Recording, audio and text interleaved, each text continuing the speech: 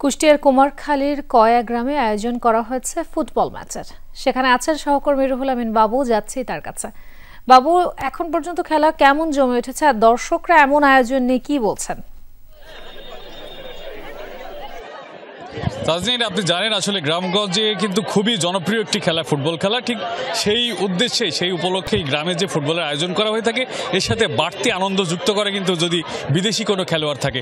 ঠিক তেমনটি ঘটেছে কুষ্টিয়া কুমারখালী উপজেলার কয়া গ্রামে।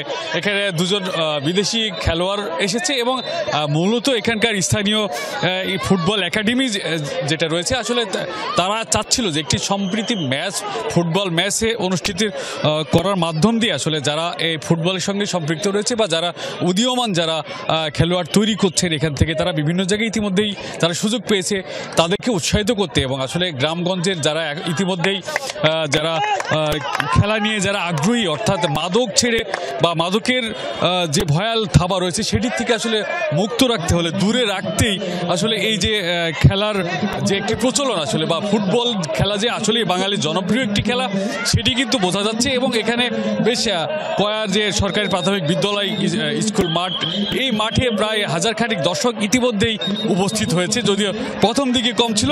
এই খেলা চলছে ঘণ্টাব্যাপী। এই খেলার এখন ঠিক অর্ধমূর্ত অর্থাৎ হাফ টাইম চলছে এই খেলার, আর আধা ঘন্টা পরেই কিন্তু এই খেলাটি শেষ হবে। ফিরে যাচ্ছে আপনার কাছে।